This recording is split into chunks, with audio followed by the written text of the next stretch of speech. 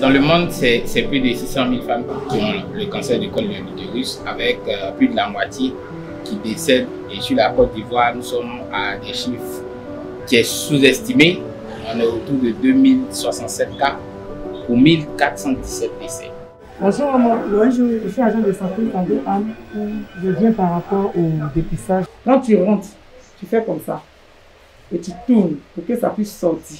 Le projet CCU à Bobo, on pourrait le résumer sur 4 points.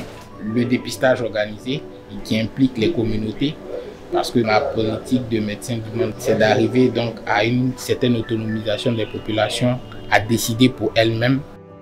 Vous n'en aviez pas entendu parler avant? Non, qu'est-ce que j'entends? Col de l'utérus, mais je ne sais pas au juste ce que c'est. Puis comment ça se passe, quels sont les signes, les symptômes, je ne connais pas. Et vous en pensez quoi que ce soit des personnes qui viennent vers vous?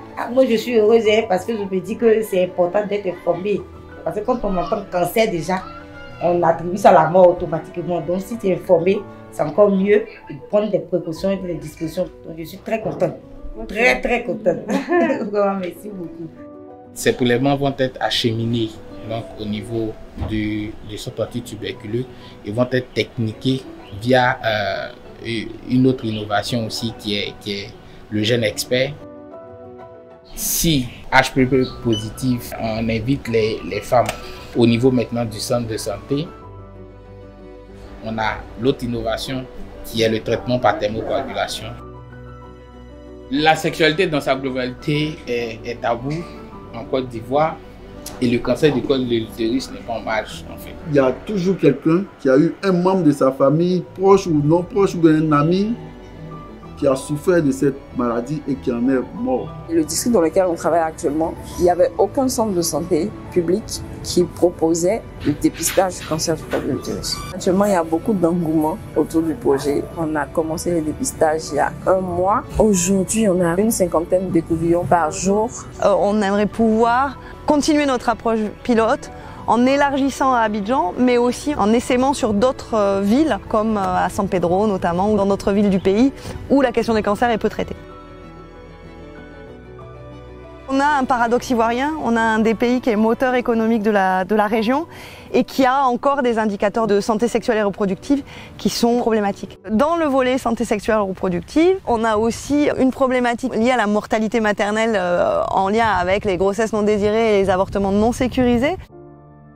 Lorsque je suis tombée enceinte, mon papa n'a pas voulu accepter parce qu'il était un peu dur avec moi, il n'a pas voulu accepter cela. Ça a été un calvaire pour moi. J'étais vraiment, étant le chouchou de mon papa, me retrouver abandonné par tout le monde, c'était vraiment difficile pour moi pendant tous ces 6 jours-là. Une étude de Médecins du Monde en 2017 a montré que 18% de cette mortalité maternelle serait liée à des avortements non sécurisés. Qu'est-ce qu'on voit? On voit que la sexualité chez les jeunes et les adolescents est assez précoce en Côte d'Ivoire. Les jeunes sont livrés à eux-mêmes, sans connaissance de la sexualité, sans accès à la contraception, dans des lieux non protégés où les jeunes filles peuvent avoir des relations consenties ou non consenties. Ceux qui quittent par exemple dans les campements, quand ils viennent, ils sont livrés à eux-mêmes dans la ville. Il n'y a pas de suivi parental, il n'y a rien. Il n'y a pas quelqu'un qui va te dire non, ne fais pas ça, ne fais pas ça, ne fais pas ça. Tu deviens maître de ta vie. Ces grossesses précoces, souvent non désirées, ont des conséquences extrêmement négatives sur la vie des jeunes filles, soit parce qu'elles vont avoir recours à des avortements non sécurisés qui peuvent être très dangereux pour leur santé. On a toutes sortes de méthodes pour avorter, des méthodes même vraiment absurdes, mais on le fait. Tu casses une bouteille mélangée avec un produit et tu avales. Et aussi parce que ça va les faire abandonner l'école en général, parce que c'est très mal perçu des jeunes filles enceintes en milieu scolaire. Tôt ou tard, tu auras l'envie de faire. Que tu le veuilles ou non, tu auras cette envie. Hein? Et quand tu as l'envie, sache qu'il y a une seule chose que tu dois te mettre dans la tête. Je dois éviter les risques. Pour moi, comment faire pour éviter les risques? Je prends ma capote. C'est mon pote. C'est mon ami. Face à ces constats, il nous est apparu important de travailler cette question dans la zone de Soubré, parce que c'était là qu'on avait les taux de grossesse précoce les plus importants. Et donc on a pris des jeunes et on a travaillé à les former et à intensifier les activités de sensibilisation. Nous, jeunes ambassadeurs, quand on arrive sur le terrain, d'abord, la première des choses, c'est de mettre les jeunes avec qui tu dois discuter en confiance. Il y a des jeunes par exemple qui disent qu'ils veulent mettre les petites amies sur une méthode de contraception, mais ils ne savent pas comment faire ni où se diriger. Donc toi, à ton tour maintenant, tu leur dis non, allez-y au centre social, allez-y au médico-scolaire, allez-y voir telle personne. Après, on a l'amélioration donc des agents de santé. On a formé ces agents de santé là sur la prise en charge en passant par l'accueil. Donc au travers de ce conteneur qu'on a mis en place, on a renforcé véritablement les capacités des prestataires qui sont ici pour qu'ils puissent adapter le langage, adapter leur façon de faire aux jeunes surtout. Et ça, c'est quelque chose qui a vraiment marché au niveau des Miyagi. Ça nous a permis d'améliorer, je vais dire, nos rapports avec notre cible, ce sont les adolescents et les jeunes. Ça nous a permis aussi d'améliorer notre fréquentation, notre capacité même de détection de ces grossesses-là. Et vous sentez qu'il y a une gêne pour les jeunes à venir?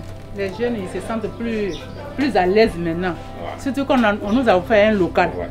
S'ils peuvent s'exprimer correctement sans que des oreilles vraiment indiscrètes n'entendent. Mais aujourd'hui, avec le passage des médecins du monde, on a compris beaucoup de choses, on a changé de mentalité. Vous voyez, les grossesses sont diminuées. Mais et puis les filles qui prennent aussi ces grossesses-là n'ont plus peur.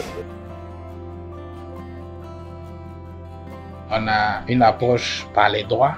Donc on pense que la femme, si elle est outillée, si elle est formée, si elle connaît ses droits, elle pourra décider de elle-même sa propre santé.